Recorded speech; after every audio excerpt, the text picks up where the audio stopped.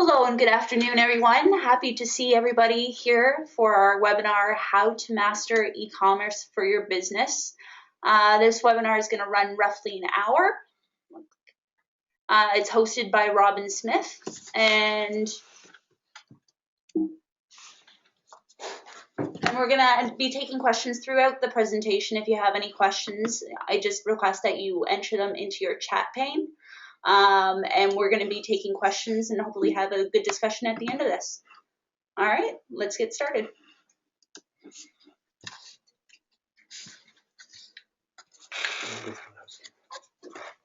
If you don't get your question answered at the end of the presentation, you can always email them directly to us at the email address up on the screen, jwilson@vertlogic.ca, and that way we'll get everybody's questions answered and hopefully continue the discussion offline after this webinar is finished.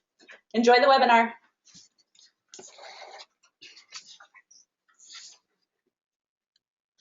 Well, thank you very much, Jessica. That was a good introduction. And thank you very much, everybody who's here today partaking in this webinar. I will welcome you to the presentation. What we're going to cover off today are a number of things related to e-commerce. We are going to be looking at the shifting retail landscape, the rise of internet retailing and how that's affecting retailing generally, and then the convergence of B2B and B2C, this notion that you hear out there today of multi-channel, omni-channel. What exactly is that, and what does it mean for somebody that's contemplating e-commerce, whether they be a small retailer or whether they be just a simply pure play e-commerce player. And then we're going to get into laying the proper foundation. In our business at Virtual Logistics, we see a lot of companies struggling with how to partake and understand what the foundations are that they need to have a successful e-commerce business. And that's what we're going to explore. And then we're going to look at, once you've laid that foundation, how do you go about choosing technology? Many companies approach it from the technology perspective without laying a proper foundation. The connecting it all together, and this is where integration and automation becomes very, very critical, and even more important in that omni world. It's very important to look at how you integrate all the bits and pieces together and the various strategies that you can use. And then we'll take some questions from the audience in terms of things that you've heard. So let me start with the shifting landscape, or the changes that are going on in the world of retailing. If you think back to the early 90s or the late 80s, we had an explosion in urban sprawl across North America, less so in Europe where you had higher densities of population, but you had this explosion of urban sprawl, suburbs being built across North America with these increasingly large malls where people congregated to shop. That was driven by an automotive-centric planning that has today started to suffer from higher oil prices, increasing congestion, and a major demographic shift that is going on in the landscape. One of the really interesting things to note is that if you look at the mainstays of most North American malls, whether they be Target or Best Buy or Walmart or Sears or Kmart or any of these companies, most of these companies were actually formed in the 60s, in the mid to late 60s, sometimes a little bit earlier.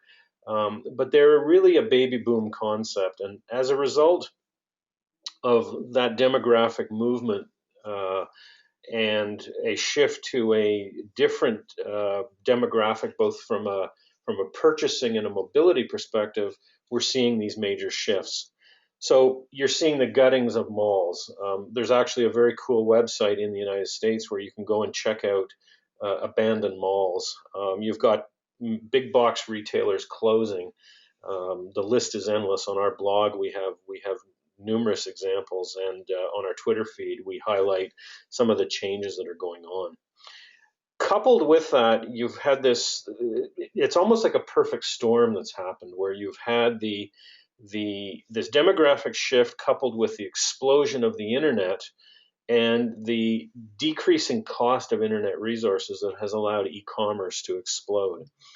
And what that is being driven by is flexibility, ease of purchasing, and changes in the way people are actually buying. So let's look at how that demographic shift is affecting the retail landscape. And I'm going to focus here specifically on the e-commerce space. I'm not going to talk about traditional retailing, because e-commerce and the strategy around e-commerce is really what we want to examine here. And then while I'm talking about this shifting landscape in e-commerce, I'm going to give you some very specific examples with regard to the Canadian market, because the Canadian market is actually quite interesting in that we, as Canadians, are very high consumers of e-commerce, but we're not very good at participating, and I'll get into that. So what you've got is you've got this explosion of internet retailing, whether it's from the traditional bricks and mortar retailers who are getting into e-commerce, like the Walmart.com, Costco.com, Target.com, .ca's, and so on, Staples, to the small entity that is selling a very unique product set on the internet via a shopping cart platform, something like a Magento or a Shopify, who actually just went public yesterday.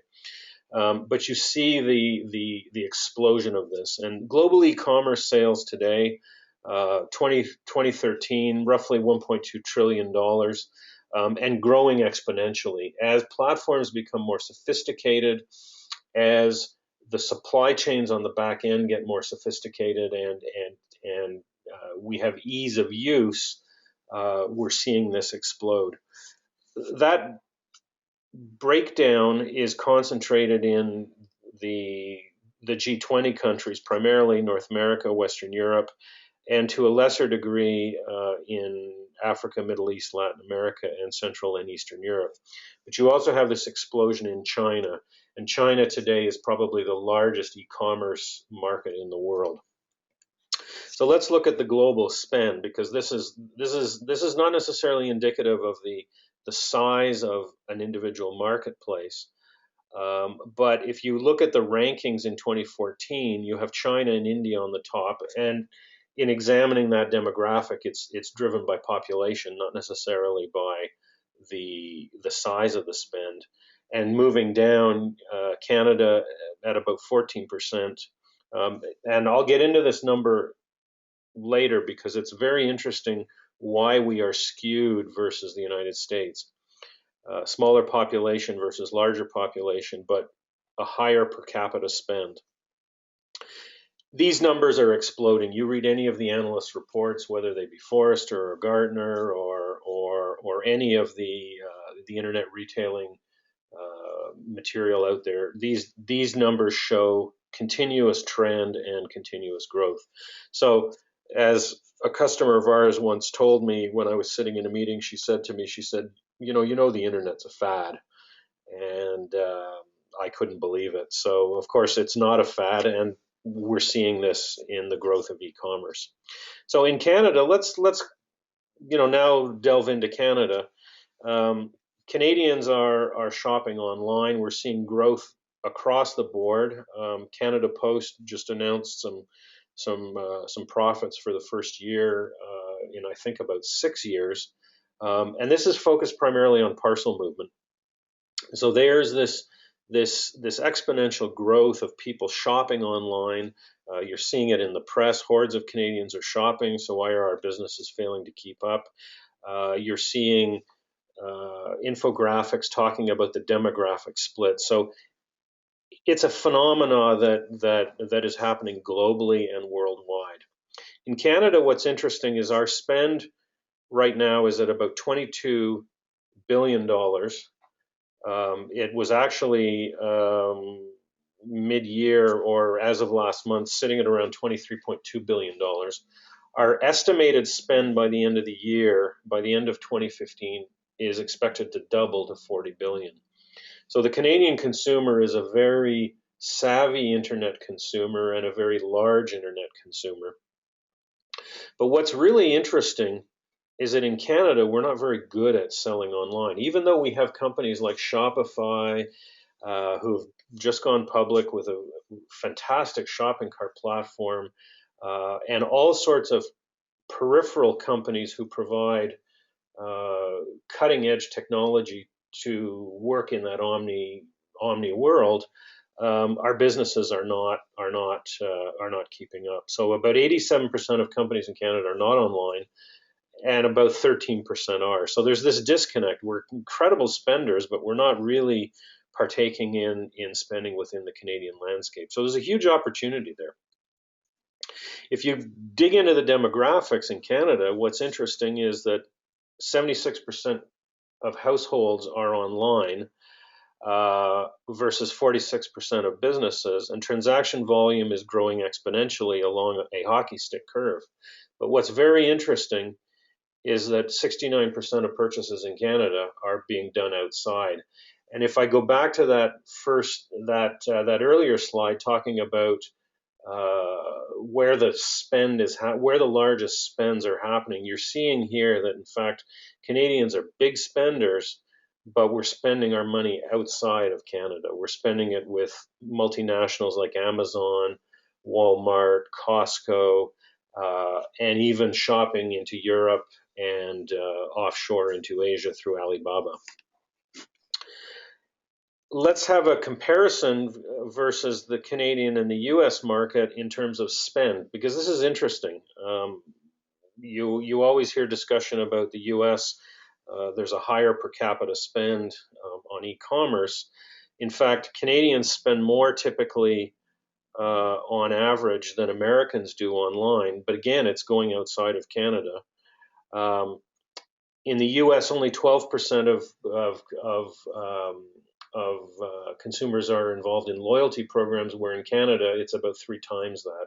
So Canadians are very focused on loyalty, and it's one of the reasons actually that loyalty cards in Canada are a very, very large component of the retail landscape.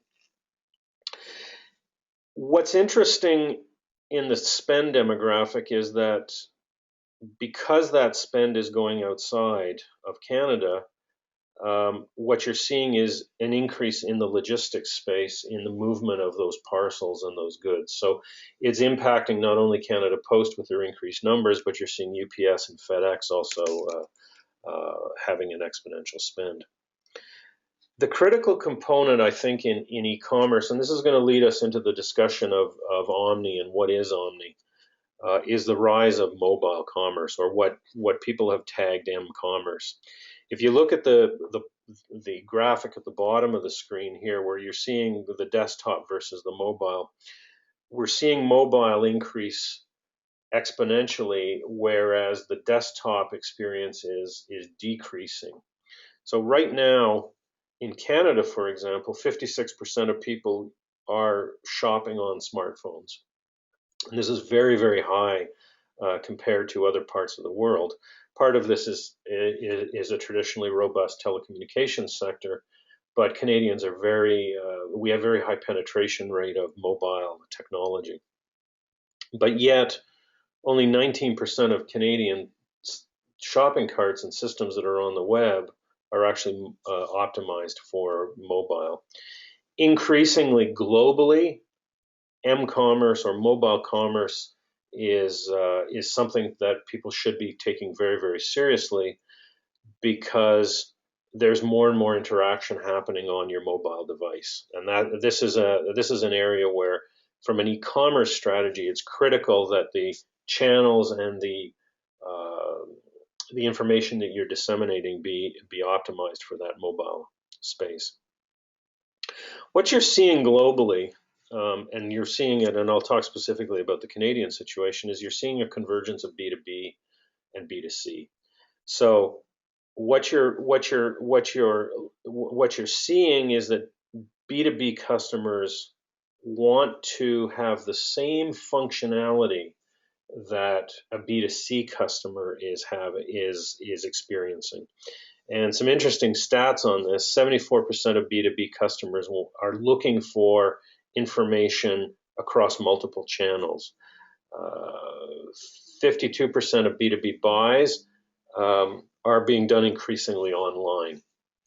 So the e-commerce spend is not strictly a B2C phenomena. It is really a B2C and a B2B, and increasingly a B2B thing.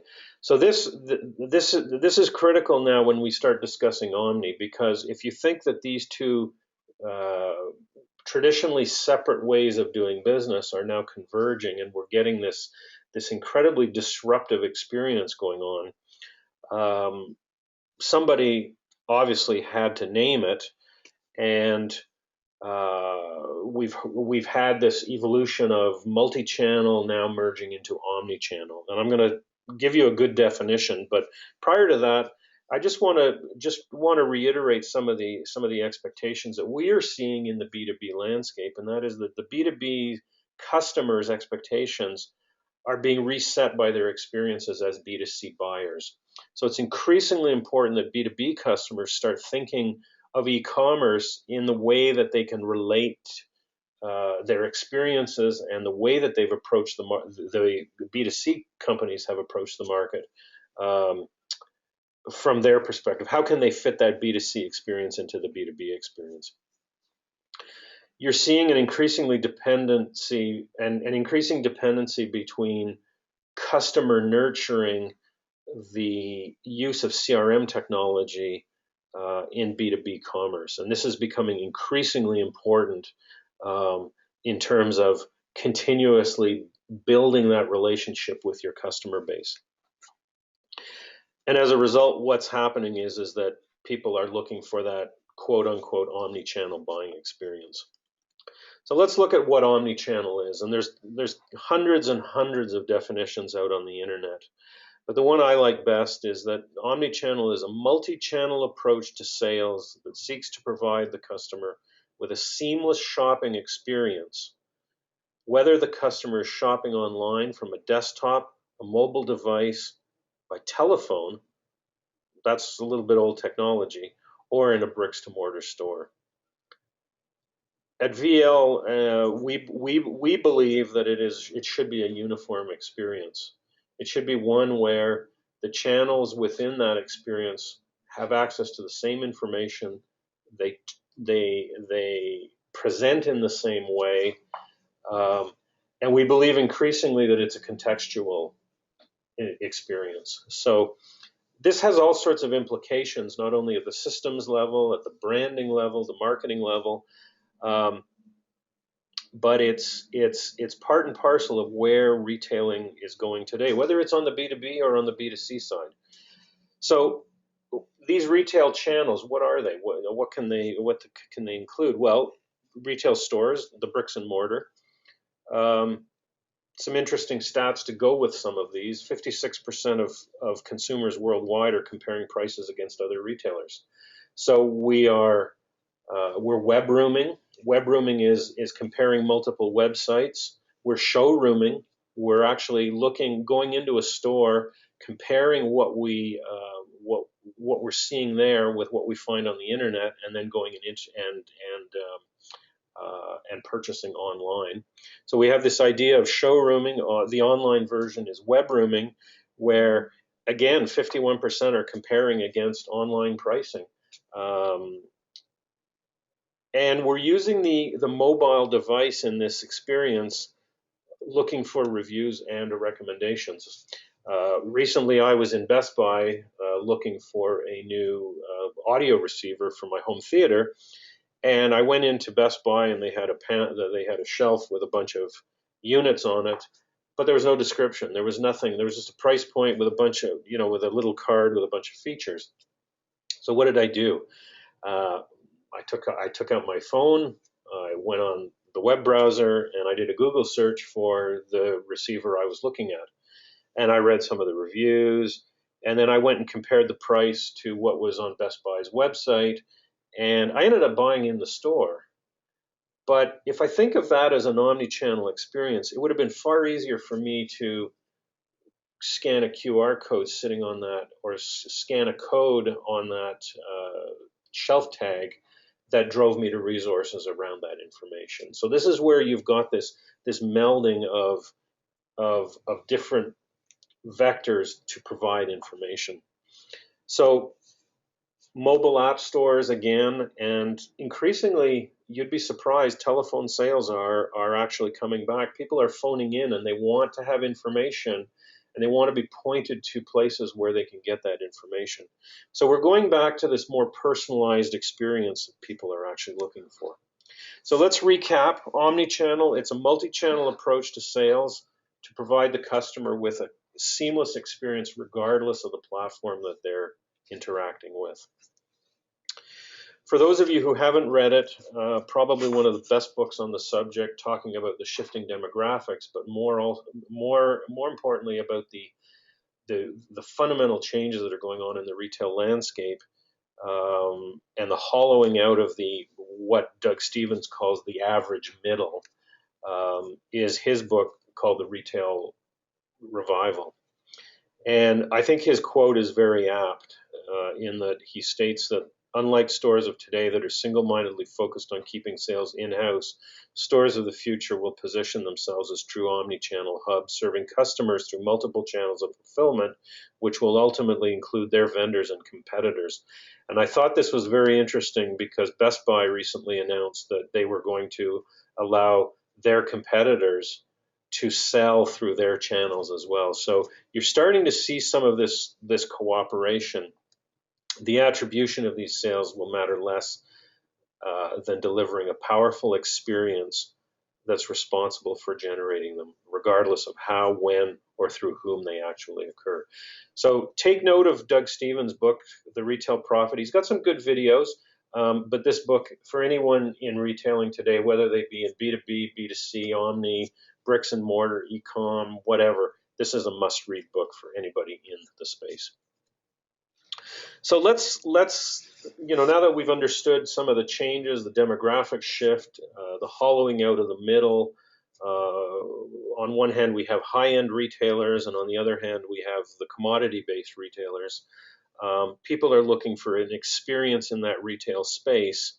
How do you lay the foundation for a proper e-commerce strategy that transcends just simply you flogging a product or you putting up a website?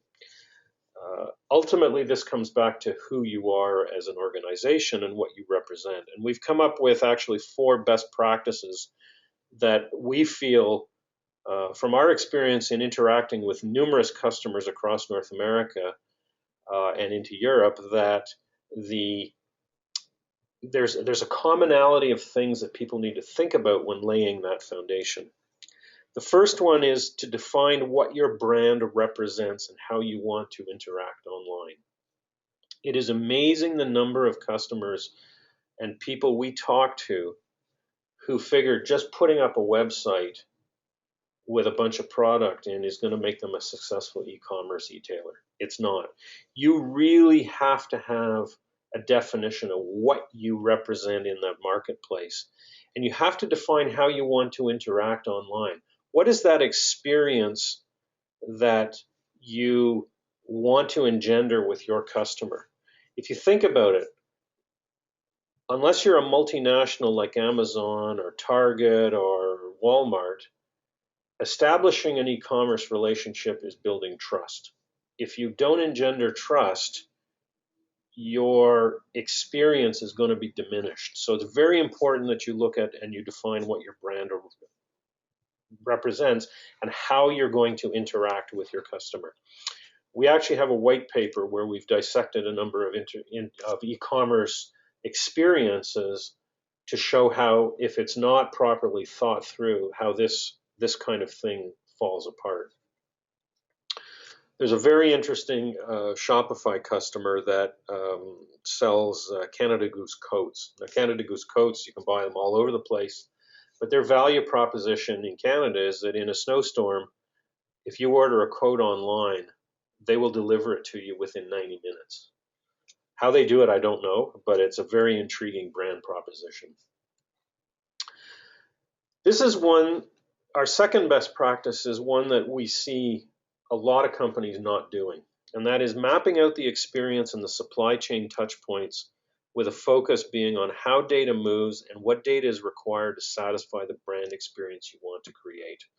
A lot of people today, we hear everybody talking about big data and we got to crunch all this data that our smartphones are generating, and the retailers are now starting to pull data together from various sources. But what if you think about the experience that you want to engender with your customer base?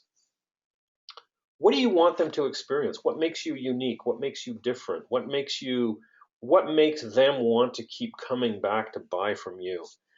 And part of that is how you provide them with the experience. So that's the data and the visuals and all of that material. How do you provide that? And increasingly, it's electronic content. So how do you provide that electronic content to satisfy that brand experience? And this is becoming a bigger and bigger challenge. Technology is moving quickly. Supply chains are increasingly complex. If you think of some of the major retailers, you have the bricks and mortar retail, you have the e-commerce play. You may have within that play, you may have suppliers shipping to a DC, a distribution center where product is broken down and then repackaged to go out. You may have shipped to DC but packed for individual stores, so you have that cross-dock model.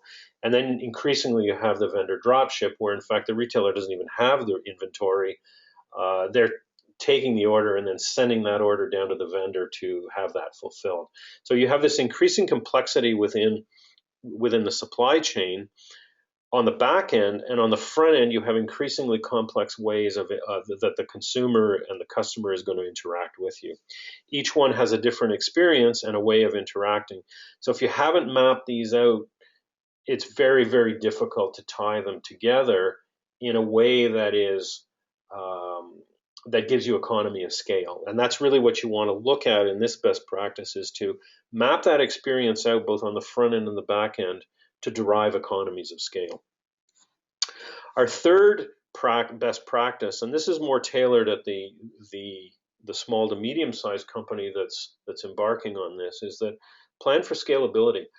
We are constantly astounded by the number of companies who have not thought through the process of what happens when the order volumes go up, what happens when the back end of their supply chain becomes more complex, and they have not invested in that continuous freshness and in optimizing and automating the experience. So what happens is that this process costs money and it costs time. For those, and this is really an aside, because I know we have some people from major retailers participating today, but this last piece really is targeted at the more small-scale e-com play, and that is that if you have cool products or you have a unique product, the major retailers will approach you, and if you haven't at least thought about that in the process of defining your scalability and your data flows, you will get caught in situations where your back-end supply chain is not robust enough to handle that. So you need to think and look at all of the possibilities today of how you potentially could sell product to allow you to plan for those for that scalability. So it's important that you ensure that the systems and the companies that you engage with have the skill and the knowledge to handle the demands that are going to be thrown at you. Finally, and this is one I find that is constantly baffles me, and it baffles our salespeople, is that people don't invest in technology that they can grow with. To me, it seems common sense, self-evident that you really should be investing in technology that allows you to scale and allows you to grow. If you're buying a solution that will handle, for sake of argument, 100 orders today, and in a year you're dealing 1,000 orders a day, and you're having to revamp your systems, where's the cost saving in not investing in proper technology? To me, this is a no-brainer, but it's one that people really need to think about, and they need to think about it in relationship with how they scale. Because if they're not scaling properly, then they're basically going to choke their businesses. And I've seen many examples of companies that are on the verge of collapsing because of technology and lack of scalability decisions that they've made. So these are our 4 best practices.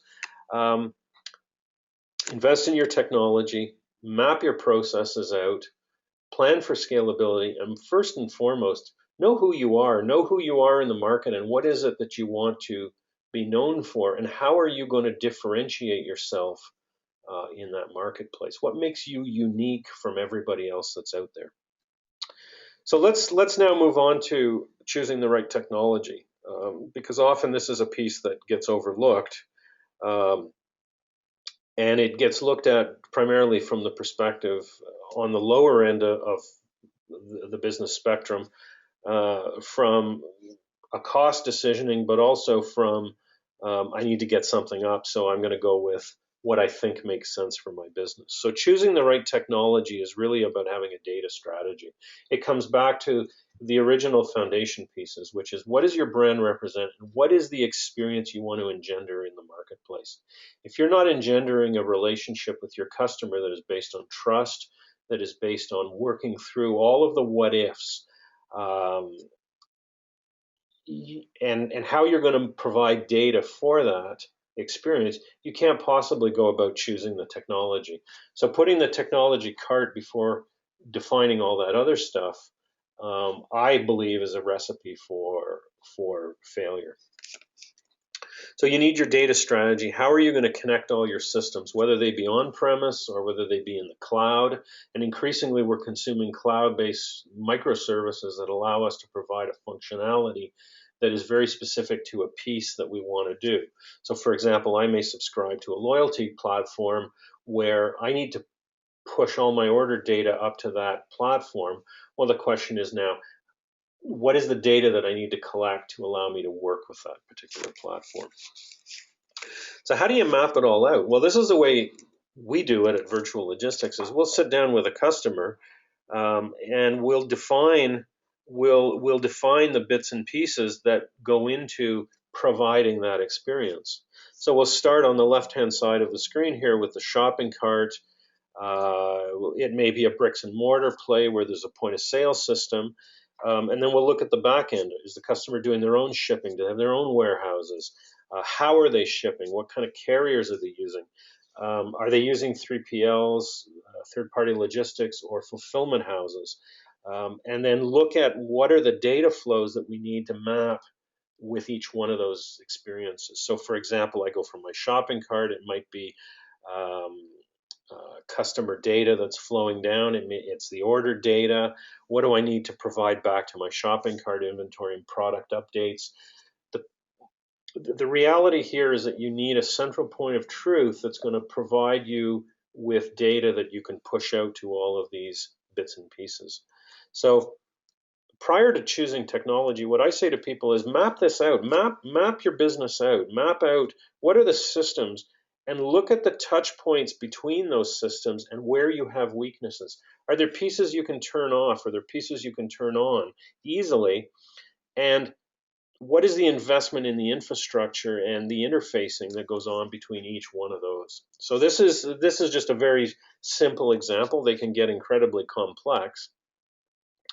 But this is the process that we work through with customers to define how do we map the data flows out.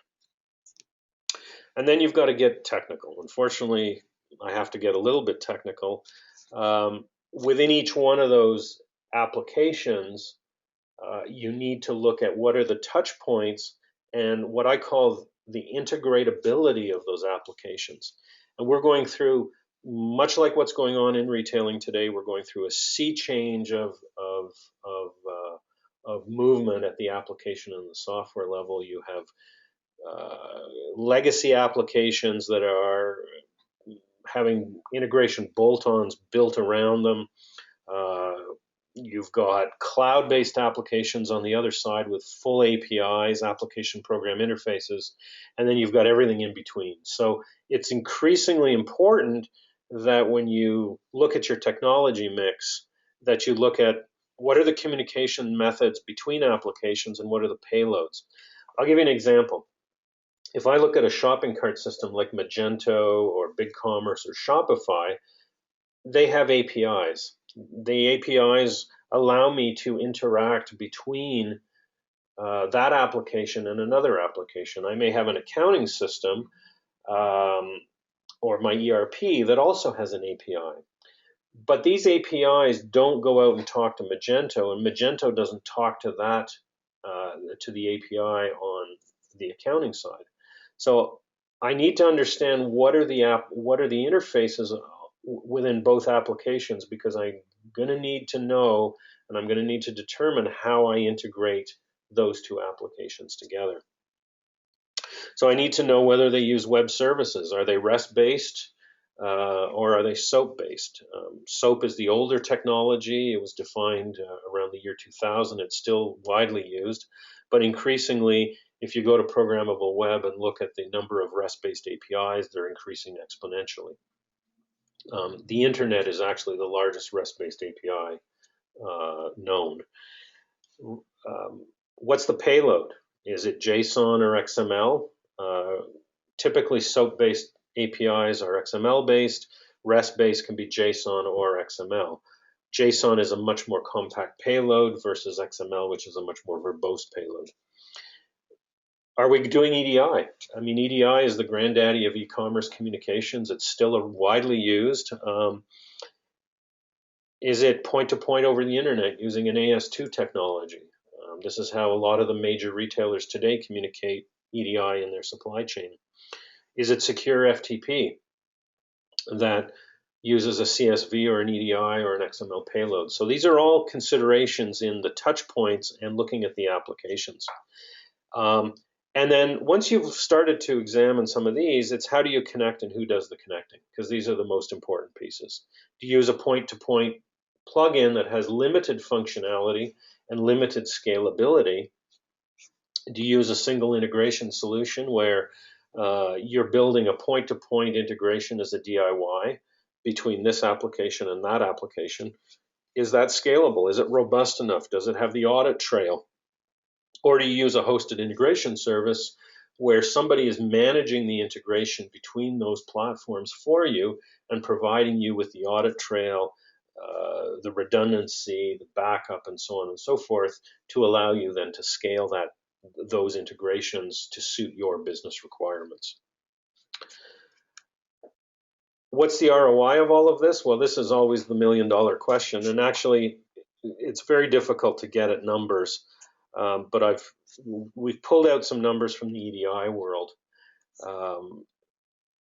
If you think of the manual process of moving information, at about 25 orders a day, a company needs to start thinking about integration. So you can think exponentially how, as you grow, as your order volumes increase, you have to have proper integration. Amazon, for example, at Christmas usually handles about 1,000 orders every 30 seconds. So you couldn't possibly do that in a manual world. They need highly robust automated systems to allow people to handle that.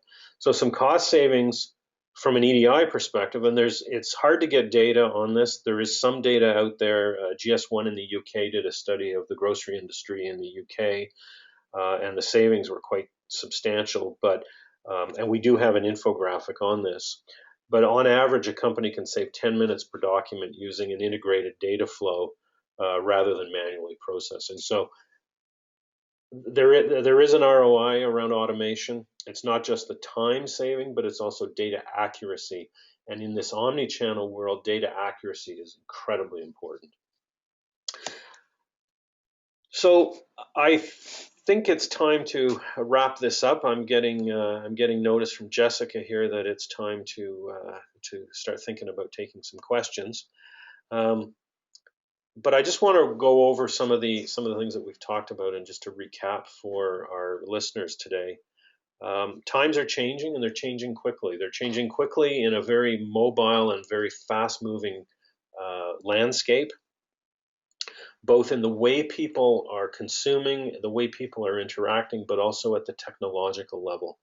The changes in technology that are happening so fast right now that it's imperative that companies be engaging and working with companies that are to a certain degree micro experts. They're experts in a very specific field, because one company can't possibly do it or know it all.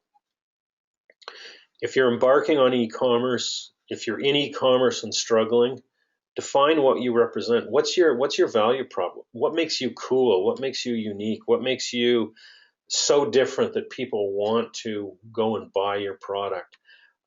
There's so many examples of really cool things out on the internet. You look at, in the tween space, Bethany Moda. You look at some of the online men's retailers like Haberdash out of Chicago, or Frank and Oak. There's countless companies that you can look at. What makes you unique? Ask yourself that question, and then what is the relationship you want to engender with your customer? How do you build trust with that customer?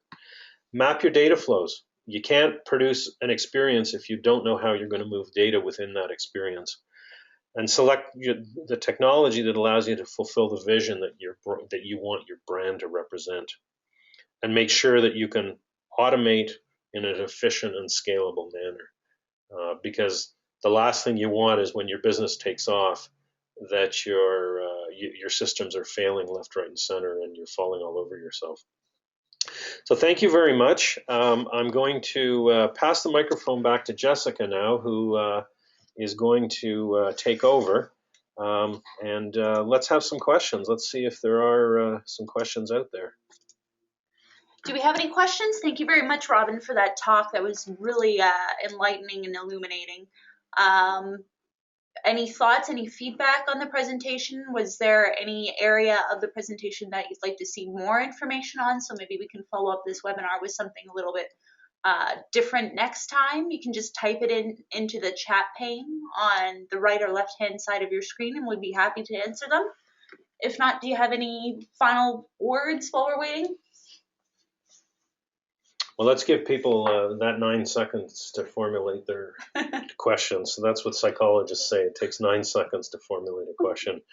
Unfortunately, our increasingly lowering attention spans makes that difficult too. But I think it's about 3 seconds. It's now about 3 seconds. So one question I do get a lot is, what is the difference between integration types? I love Steve Jobs for the kind of products that he's created and the simplicity that he's engendered around them. But what I really don't like is the app store or app concept, because what it does is it creates a simplicity around something that's incredibly complex.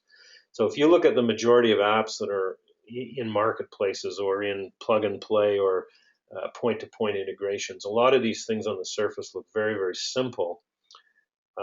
Which they're meant to be, but they mask an underlying complexity. And you can only go so far with simplicity. So in looking at point-to-point integrations, it's very important that you dissect what exactly they do, because they may only do a very limited set of things that don't allow you to scale. And this is where now, looking at much more customized integrations, and I'm not talking about custom programming here, the DIY type. I'm talking about using services that have integrations already built that can take the 80% that is standard and then customize it to your specific business requirements. Mm-hmm. So that's a question that I get a lot. Mm-hmm. And interestingly enough, if you follow our blog, we have a quiz, how much do you know about integration, up there? And one of our questions very much exemplifies that a lot of people think that the plug and play will be able to take them from those 0 or 25 orders a day up to that 1,000 orders a second, which isn't reality. No, and it certainly isn't, and it's one that increasingly we see that as companies start to scale in the e-commerce world, that they that this is where they fall down. The other area that we also see a lot of issue around is that companies don't think about how they want to use data across the organization. So our whole business model in the Western world is focused, well, and in fact globally is focused on the transaction. Our whole accounting process, our whole accounting software systems are built around the transaction.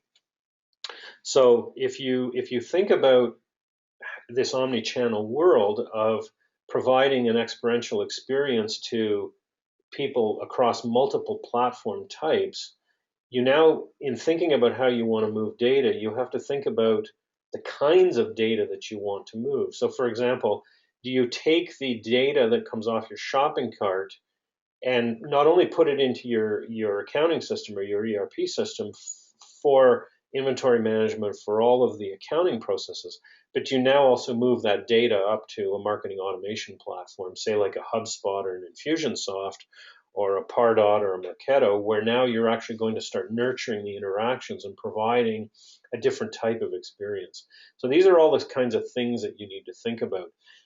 As your product, as your experience suite gets larger in terms of the channels you want to go to and the kinds of platforms you want to use, the integration touch points between all of these pieces gets more and more complex.